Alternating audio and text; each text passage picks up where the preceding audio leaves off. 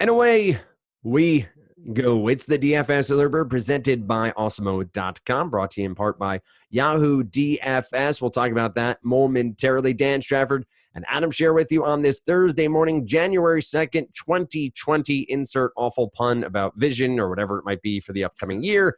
Adam, how the hell are you doing? Doing good. Excited to be back playing DFS. Had a little bit of a break at the end of December, so it was fun getting back into it yesterday on the 4-game slate. Nice to get a real slate going for today.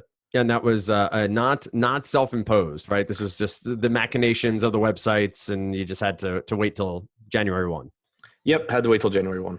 Had a pretty ugly December, so it wasn't the worst thing in the world, but still wasn't happy about it. It may have come at the right time, but still nonetheless not what you wanted to have happen. But here you are, you're back again playing. That is good to have you, obviously. I will say the end of the year was a shit show for me on the home front just because the kids were home. So like the ability to keep track of what day of the week it is and what I'm supposed to be doing and where I am, and then throw in holidays on top of that, it just became a mess of, wait, is this a podcast night or is this not? Am I supposed to be, is this a 4-game, 7-game, 10-game slate? And then just realizing, oh, wait, lock passed. Good job, Dan. You had a couple of lineups reserved that you didn't play. But nonetheless, good to get them back to school here on January 2nd and get back to a bit of normalcy on the home front. I will talk about Yahoo and their offerings after shooting guard, just give you an update on what they have going on. Also give you an update on some ways to get new Awesemo content, what you can expect from us on Thursday and Friday and on into the weekend. As the new year kicks off, there are some deals that are happening that you can get in on. I think it's 20 days, if I remember correctly, but I'll pull up that promo momentarily and make sure I have all the details correct so I get it right here on the podcast. But we're going to dive in here. This is an injury-laden slate, as it seems more and more of them are becoming here as the NBA season rolls on. Kyrie Irving remains out. Pascal Siakam remains out. Karl Anthony Towns is out for the Minnesota Timberwolves. He'll miss another game. Actually, I don't know if he's definitely out as of yet. I should couch that. I know he was definitely out for Wednesday's game. Waiting for word on this Thursday night game. Is dealing with this knee issue. Back-to-backs. Maybe they held him out for Wednesdays and not Thursdays. You haven't seen anything different on Towns, right? That he was definitely out for the back-to-back? I have not. I mean, I assume he's not going to play, but I haven't seen that he's officially ruled out. They did rule him out really early for Wednesday's game, though. They had their injuries out very early for that game. They had a full list of everybody who was in and out. Well, I guess Koji was the only one who was available of the running list of the MASH unit there in Minnesota. Continuing to look. The most recent from Roto World that I see is that he has started to ramp up his on-court work, but would not play on Wednesday. Continues to make progress in his recovery, and does not have an official timetable. But him getting back on the court is encouraging. I assume he doesn't play. Yeah, once they say he doesn't have an official timetable, that sure feels like he would miss Thursday as well. D'Angelo Russell out with an illness. Kristaps Porzingis is questionable with a knee issue for Thursday. You have Zach LaVine with the Q tag. He is considered probable with the shoulder injury he's dealt with for a while. Andrew Wiggins is out for Wednesday with an illness, so we'll keep an eye on that one. He's out for 3 straight games, potentially 4 if he misses on Thursday night. So a lot of injuries to consider here, which may play into whether or not some of the value opens up. Malcolm Brogdon is considered doubtful with a back issue. So lots to consider here as we scroll through, just making sure to touch on anything else. Marvin Bagley III is out.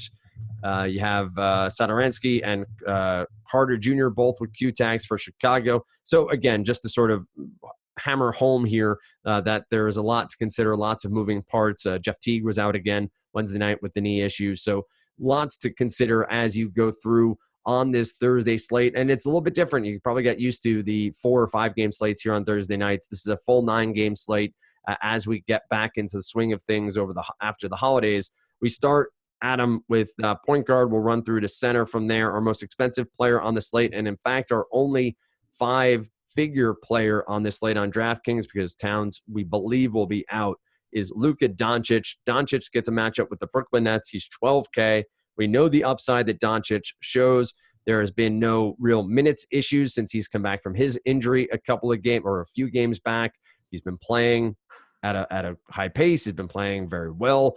3-point shot hasn't necessarily been there for him. Went 3 of 16 against Oklahoma City from deep, but still put up 62 DraftKings points, 35 points, 10 rebounds, 7 assists.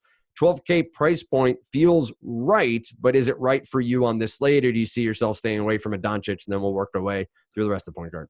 It's always tough because point guard is a pretty loaded position right now, since you have a few different injuries that benefit players at that position. On this slate, you have Dinwiddie obviously still playing without Kyrie.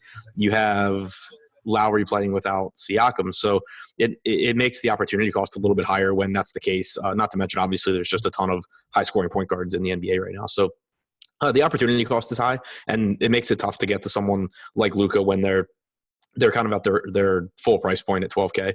So it's not that I'm not interested in Luka. If a bunch of value opens up, then I'm more than happy to get there, because he's one of the best per minute players in the league. It's a fast-paced Brooklyn team. Granted, they have been really good defensively over the last month or so, but I think that especially if you have to roster him at point guard, it'll be kind of tough. I assume also you keep an eye on Porzingis here. I know Porzingis hasn't necessarily had a huge influence on Doncic one way or another when it comes to his usage and his scoring, but minutes open up, ball handling opens up, just having more opportunity with Porzingis off the floor for offensive upside there would make a lot of sense. As you made mention, Nets are top 10 pace team. Anything that you think with Porzingis, does it influence Doncic, or is it at least just worth noting that it would be some offense to open up for him? Doncic has played 258 minutes without Porzingis this year. He's averaged 1.98 DraftKings points per minute, 40.7% usage, 20.1% rebounding percentage, 53% assist percentage. So yeah, for the season, he's averaged about 1.8 DraftKings points per minute. He's up at about 2 without Porzingis. Sounds like that may be worth 12K. So there's that. Let's continue. You get Dinwiddie against Dallas on the other side. Kyle Lowry against Miami. Devontae Graham is at 8,200. Mitchell is at 81. And you have Russell out, Van Vliet. We move on from there. Mid-tier of point guard has some names that we've played many times over, some with better ceilings than floors per se, but no matchups that really jump out at me as one that I necessarily really want to exploit. I guess Graham against Cleveland has some upside at 8,200, with Cleveland struggling at times on defense. Anybody in the mid-tier that stands out to you before we try to find some value at the position?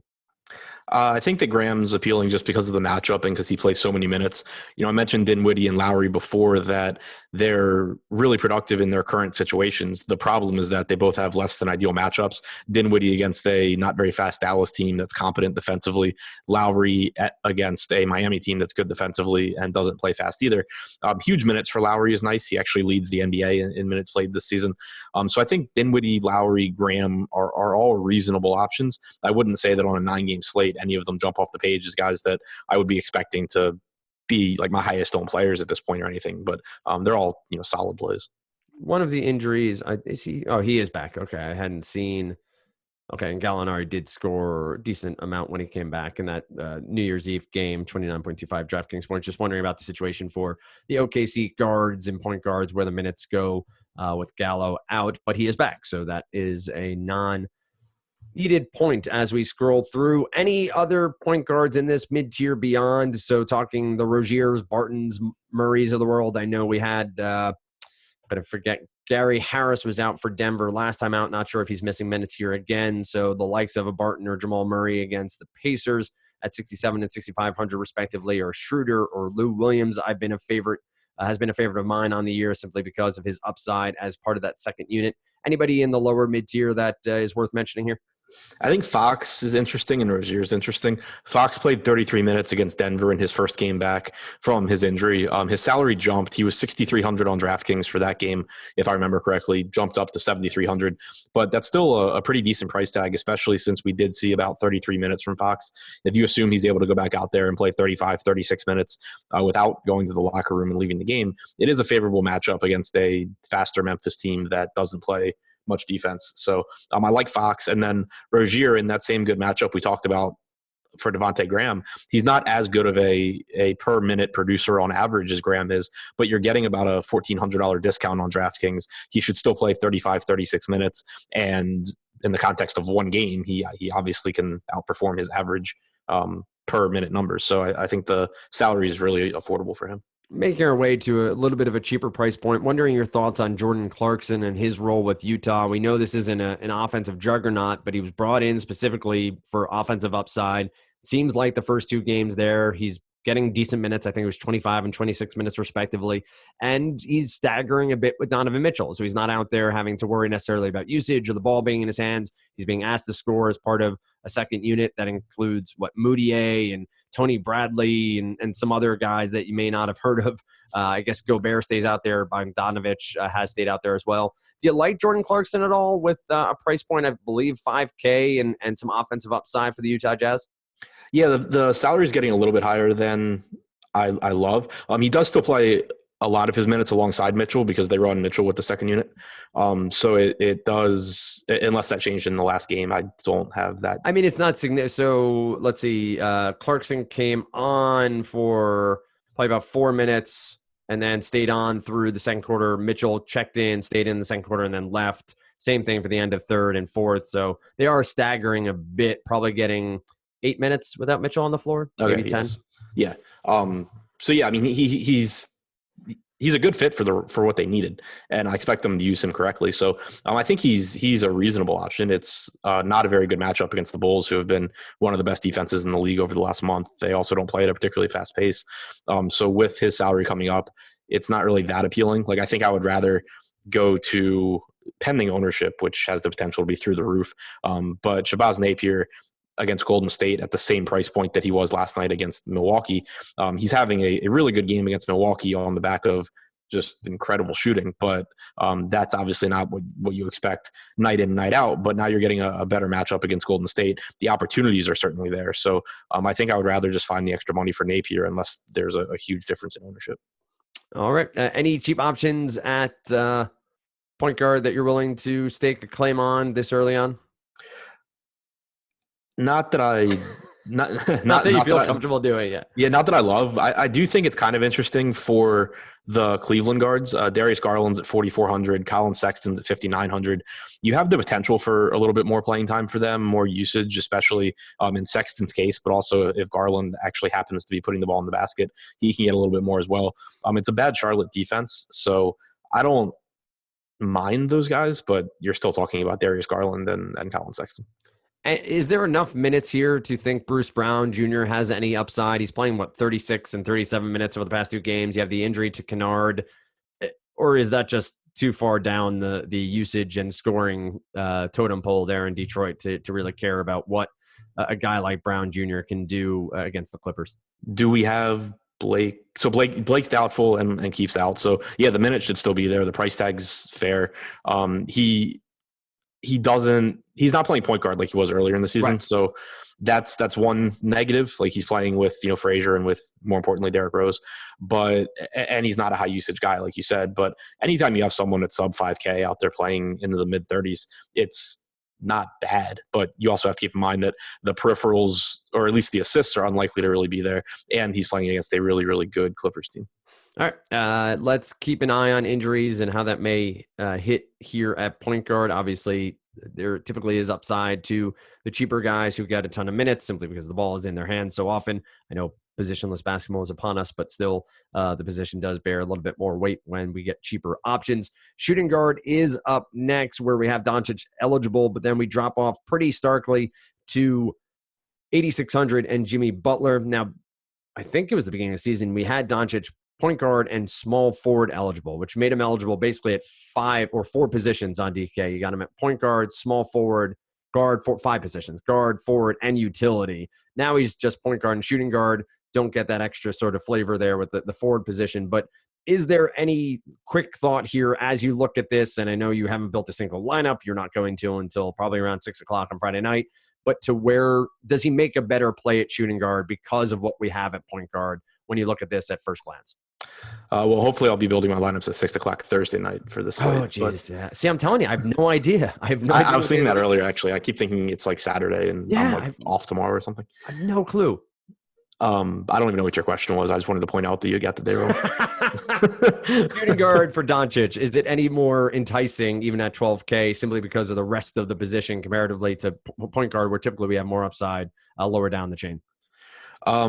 Well, in DraftKings, the problem is that a lot of the point guards are shooting guards anyway, so it's the same guys. But in general, yeah, it's going to be a little bit better. I'm not sure about this slate specifically, though, because the point guard position, even though there's a lot of good names, it wasn't a lot of good matchups. All right, so let's talk about the rest of shooting guard. You already went over Doncic writ large in the point guard breakdown. We do have Jimmy Butler against Toronto at 8,600. He had been an absolute beast to start the year. Saw a little bit of a lull, and by lull I mean low 30s DK point outings in the mid to late end of December. He's rattled off 3 in a row that seem pretty much back in line with where he's been. High point totals, rebounds, assists have been there. A little bit of an ebb and flow of the DK point outings or overall fantasy point per games, but he still is just 8,600, has this matchup with Toronto. Does he stand out on this slate for you? Yeah, I think he's a good option. He's still, over the last month, he's got about a 27% usage rate for Miami. He should play 35 or 36 minutes here against a good Toronto team. It's not a very appealing matchup, but he does everything for Miami. So I think that you should get productive minutes out of him. I wouldn't say it's not that I ever say anything's a must play, but certainly not even if I were someone that called things must plays, I wouldn't come close on the spot. But it's a decent price point. All right. What about the rest of the mid-tier? We have some of the similar names we talked about or even didn't really touch on at previous. You also throw in the guy like DeMar DeRozan, who I'm pretty sure I saw a crazy stat, and it was coming to the close of the decade, but he was like the 6th highest scorer of the 2010s, along with LaMarcus Aldridge. Like he and Aldridge, I get that he's been playing for a while, but you forget that he averages 20 to 24 points a game. Like just pretty regular when he just seems to be disappointing when it comes to DFS. Any love for DeRozan down here at 7,400 against Oklahoma City or the rest of shooting guard that you want to talk about? I've been getting to DeRozan at this price point a decent amount. This isn't really a matchup that I love. Oklahoma City doesn't play particularly fast.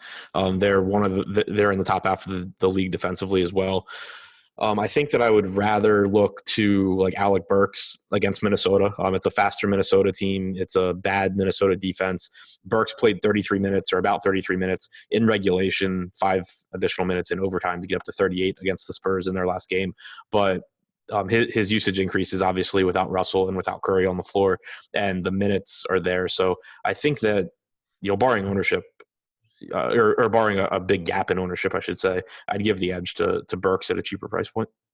All right, scrolling through here, some of the typical names you were talking, or I should say more lamenting, Shabazz Napier's performance on Wednesday night, and this is for Minnesota. Now, I assume this has a lot to do with, obviously, Teague and Towns and the whole list of people who are injured here. But from a price point perspective, if I were to, and I know what assuming does, so I'll throw that out right now, but if I were to assume all of the same players who were injured or ill Wednesday night are out Thursday night, does Napier make his way into being in a good matchup here with Golden State? Yeah, because he's actually a good fantasy producer. He's averaged in a reasonably, or a limited sample this year, but going into the Milwaukee game, he'd averaged about 0.95 DraftKings points per minute without Wiggins, Towns, or Teague on the floor. He had a 29% usage rate. He gets his assist percentages in the mid-20s. The opportunities are there. And he's a good enough player to take advantage. The matchup against Milwaukee was a really tough one, and for the team as a whole, and also for Napier. So a lot really needed to go right for him to have a big game, and it's working out that way. But in general, he is a player that I like when he gets minutes in DFS. He, if those guys are out, should play around 30 minutes against Golden State. You obviously run the risk of Ryan Saunders' rotation and him just doing something completely insane and it hurting Napier's minutes, but the price tag hasn't really moved. It's a much friendlier matchup against Golden State, who has been better defensively lately, but certainly not in the same category as the Bucks. So while I thought being underweight on Napier on Wednesday's 4-game slate was a spot that I was very confident in, and I would do every time over. This is a different slate where I think that he stands out relative to everyone around them. All right. As we work through here, also noticing and forgot at the top, Tim Hardaway Jr. is out for the Dallas Mavericks. Throw on top of that Porzingis potentially being out. Do any of these point guard / shooting guard for Dallas make their way outside of Doncic as being a potential play for you? Talking about the likes of Seth Curry and Brunson and DeLon Wright. Any of these guys at least worth at their price points, all 4,500 and cheaper, keeping an eye on as roster construction comes on Thursday, to get that correct, on Thursday afternoon.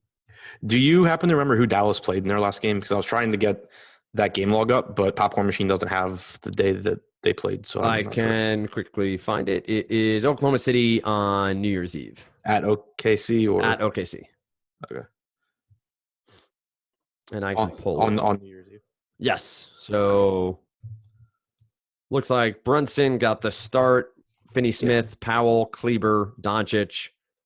Brunson played 23 minutes. Seth Curry played 26. DeLon Wright played 26. 40 for Luka too. So it's really tough with the guards because Carlisle just runs all of them, and it kind of turns into a hot hand situation. Like in that game, you didn't even see JJ Barea play, but there's no guarantee that he doesn't play in this one. Right. So amongst the guards, I don't think I really prioritize anything. Like Maxey obviously will get a bump, but that's a different position.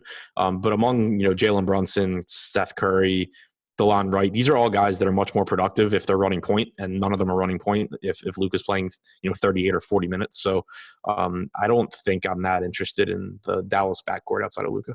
All right, very good. And don't disagree with you there. Anybody else here at shooting guard you think at least worthwhile, cheap options, mid-tier, wherever it may be, to keep an eye on? Again, this is a foundational look, just getting an idea of some of the storylines and headlines we need to be tracking throughout the day on Thursday. Kevin Porter still looks pretty good to me at his price point. He had a tough matchup against Toronto last time, but now a much more friendly matchup against the Hornets. He gets more usage with the second unit since Clarkson's gone. Now he's playing with Dante Exum instead of Clarkson. Sexton played some minutes with the second unit, but that wasn't always. So they had one of Love or Sexton out there, but still increase or the opportunity for increased minutes as well. I just think that Porter at 4,200 gives you a pretty nice ceiling, and people aren't really rostering him because he's a bench guy for the Cavs. All right, so I get these promos in the proper order. I will say Osmo.com has a promo going on right now. You can check out Osmo_com over on Twitter for the full details as the image is there, but I can give you a quick lowdown of what it means exactly. Use the promo code 2020 2020 to get all access Osmo Plus Platinum for $20 for 20 days. That gets you absolutely everything. It does not get you Fantasy Cruncher. So that be forewarned. It gets you everything Osmo standalone, Osmo Plus Platinum. So that is all available to you for 20 days for $20. So I am not a mathematician, but that is $1 a day. So I think I can very confidently say that is a good deal. And if you want to check that out, you can head on over to Osmo.com or check out our Twitter feed, of course. I do want to let you know that Yahoo, as always, is bringing you top DFS content. They have the baller contest for their NBA big slates. If you use the promo code Osmo, you claim up to $30 in Yahoo Sports Reward points just by signing up and using that promo code. Use the link that is featured in the article that we drop from EMAC each and every day. That is between NFL and NBA, looking at top plays over there on yahoo.com. Also, check out the NBA Strategy Show where Josh and typically it's Adam or Lofty, depending on the day of the week. Sometimes you see somebody else subbing in there. But they talk through all three sites, DraftKings, FanDuel, and, of course, get some Yahoo chatter in there as well. So check all that out. All right, now that all of that is out of the way, I can take that hat off and get back to simply hosting. We go to small forward next, where we get some of the big names. Paul George, is he the only small forward only player? I love checking this out. He, Royce O'Neal, Kalen Martin are three of the only small forward only players. That's fantastic. So Paul George, Kawhi Leonard, 95 and 8,800 respectively. Clippers and Detroit seems like a pretty good matchup. Have not checked out the spread on this game yet. I'll do that while right after I ask you this question. Is there a discernible difference in the upside here for you to save $700 by going from Leonard to George, or does Leonard have that much higher a ceiling to you in a matchup, still sub 10K, to get to him rather than his teammate? I prefer Leonard. George is obviously a really good basketball player, but Leonard just produces better. He does more when he's out there. George isn't driving a whole lot this year. He's not getting to the line a ton. So I think that I don't even know if overpriced is the right word on George, but I think relative to Kawhi, the gap should be a little bit bigger. The playing time isn't really that much different either. In competitive games, they're both getting around 36 minutes. So I think that they're close enough in price. I would just rather have Kawhi. And it looks like that game is Thunder and Spurs, and that is -2 in favor of San Antonio at home. No, what am I looking at? Why is that the wrong? Is that the right game? Thursday the 2nd. Oh, you know what I'm doing? I'm looking at the Thunder game. Idiot. Pistons and Clippers not seeing a line as of yet. Damn you, Paul George, playing for the Oklahoma City Thunder last year. At least I caught it myself. Comments over on YouTube. Feel free to do what you will and make fun of me as much as you want. Anyway, I will check for a line on that in just a moment for the Pistons and Clippers in LA. I would assume Clippers are very heavily favored here in this one. Let's continue on at small forward. Jimmy Butler, we've talked about already. DeRozan, you've touched on already. Buddy Hield, you have Damian Lee, Burks, you've already touched on them. Kind of running out of some names here to really hit on when it comes to small forward. I guess we can talk about the Taurean Princes and Bob Covingtons of the world. Anything in the mid-tier here between Covington, Prince, Bogdanovich, Joe Harris, or even a Miles Bridges here at 5,300 stand out as a small forward option that you actually enjoy? Not really. Yeah. Covington's minutes have been as good as anyone on Minnesota recently, but it's still worth keeping in mind. Obviously, I don't know where he'll finish up against Milwaukee, but his playing time numbers are a little bit increased by recent overtimes. Picked up an extra 10 minutes against Sacramento, an extra 5 minutes against Brooklyn 2 games ago. The price tag's still reasonable. It's an okay matchup against Golden State. So I don't mind Covington. Bogdanovich becomes less appealing now that Fox is back. Ingles is playing big minutes, but it's not really a good matchup against Chicago. Not a whole lot that stands out to me there. All right. And I assume much the same when we get a lot cheaper here.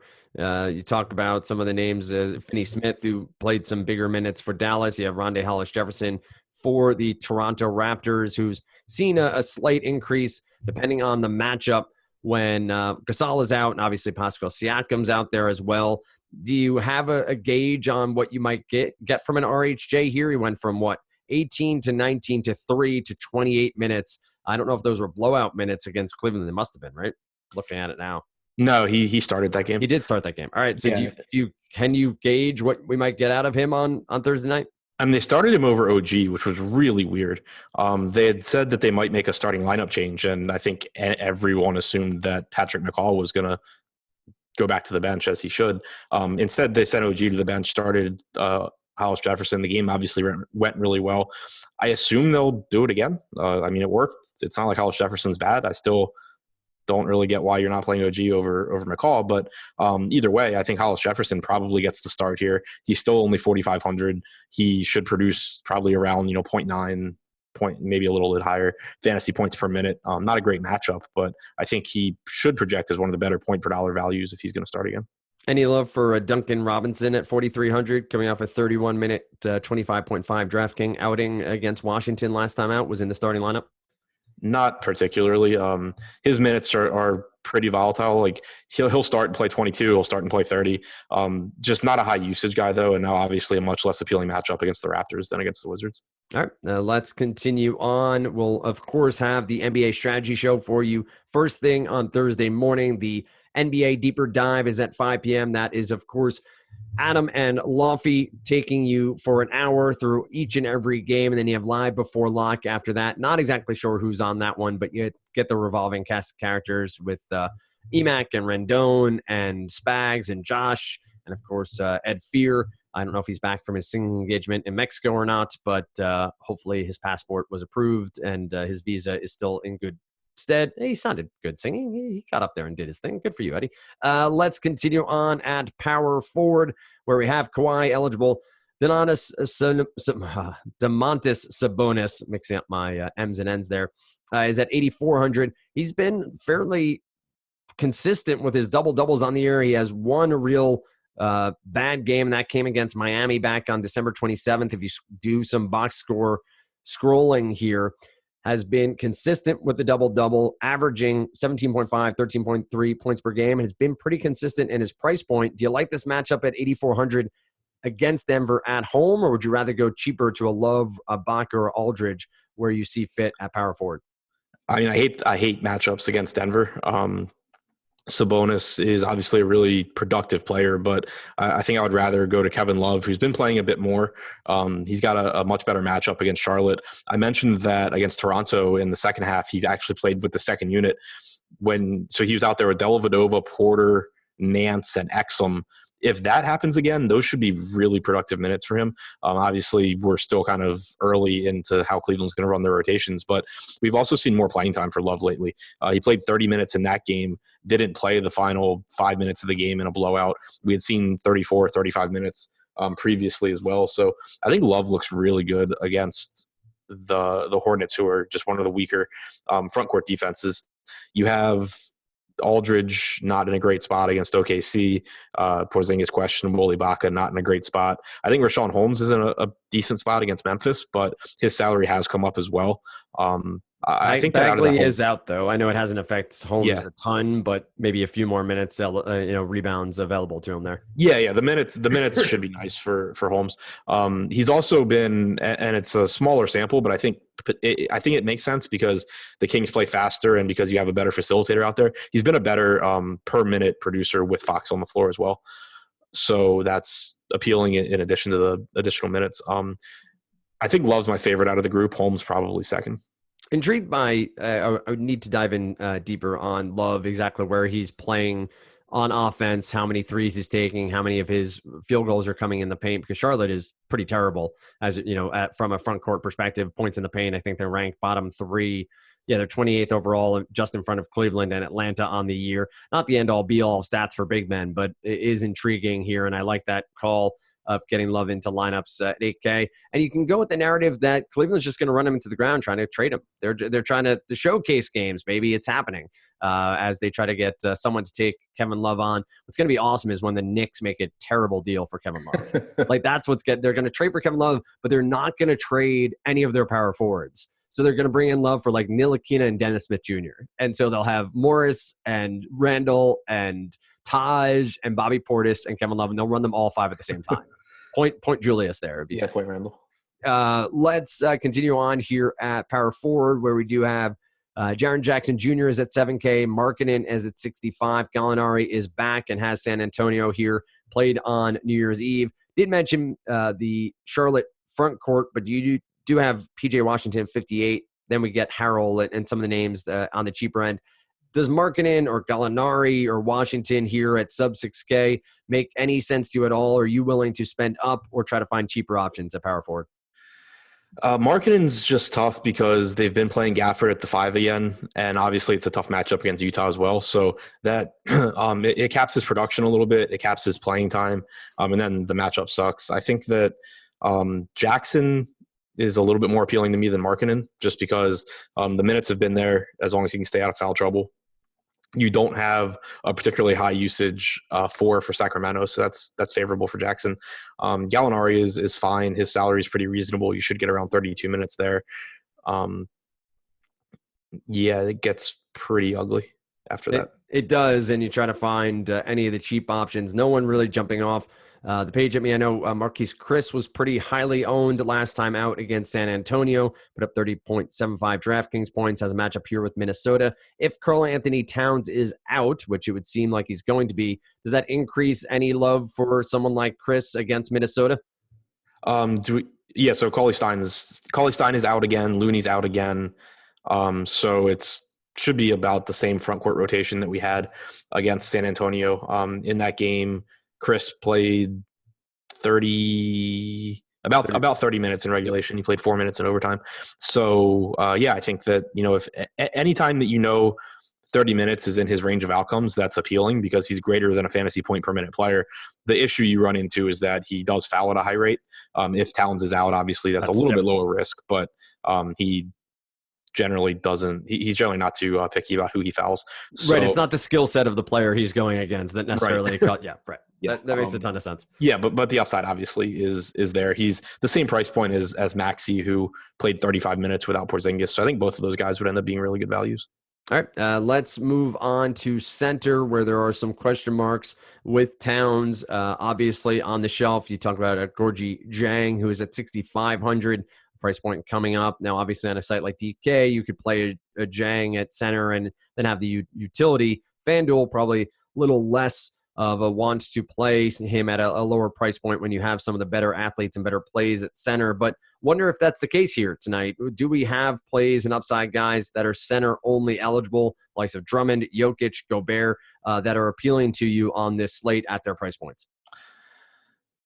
Drummond is kind of appealing.